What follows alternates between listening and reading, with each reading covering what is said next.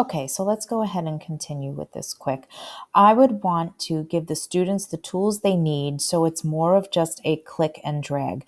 More often, anything like this, I would have them use real highlighters and have them circle their answers just so they can manipulate it more.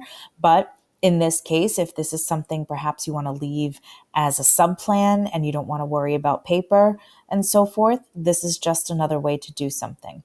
So in true Google fashion, there's shortcuts for everything.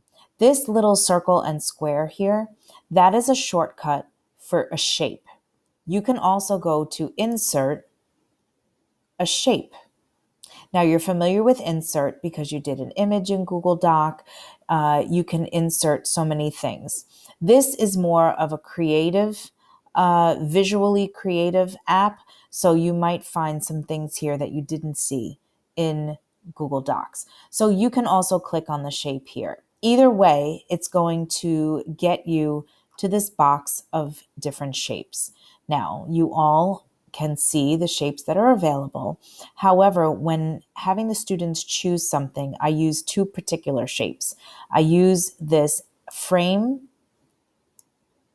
And I colorize it. I click on it. You know it's selected when it's blue around. And I go to my paint bucket and I choose red. Now I'm going to use this for the texts. Okay. And then I want them to be able to choose their answer. So I'm going to go ahead and click here. And I'm going to open my shapes and I'm going to do the circle that looks like that. They call it a donut.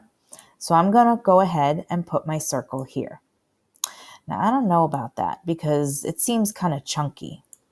Well, if it seems kind of chunky, I like the little thinner border.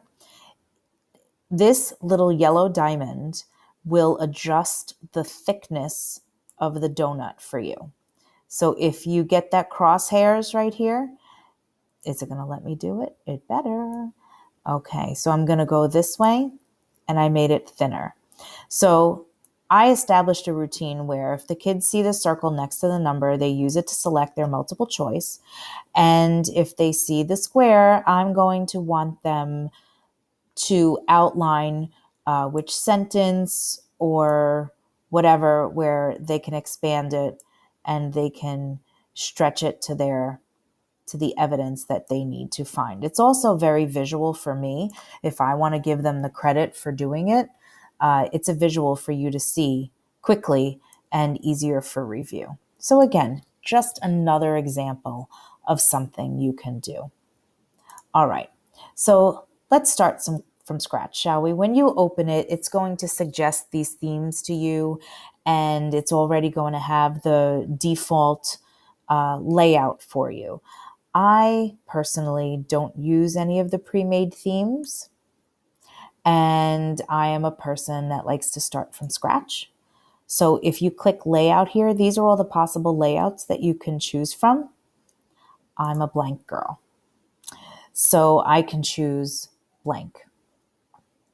Now, let's see what we can do here.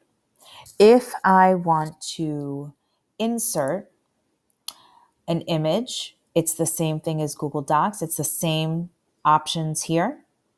Sometimes when I have the kids tell me if they're doing something where they have to tell me what they're wearing, I want them to stand in front of their computer in the classroom and they take a picture of themselves with their camera. You can insert a text box. So a text box is going to be just like every text box you've ever dealt with in the past. Most often text boxes don't have an outline. So you can, if you want to. This right here, these lines, is the border weight that you saw last time when we inserted a drawing in Google Docs. And you can change the color of that line if you'd like. You can make it a blue line. And if you want to fill that box, right now it's white or transparent actually, you can fill it with purple. So really it's however visually pleasing you want to make something. So now, what if I format this box, right? I'm going to want cherry cream soda. I'm going to want it at size 30. and I'm going to want my text box center justified. So I'm going to say primero. Okay, great. So maybe I want a couple of these now. I can Control C, Control V. I can do this. Now, I can do Control V all the way down. And they're all three selected, so I can use my Control button to make sure I select them all and move them at the same time. I can move this out. So once you get familiar with the shortcuts, things like this, the creation part, it's a time saver and it makes it go a little faster. So there's that.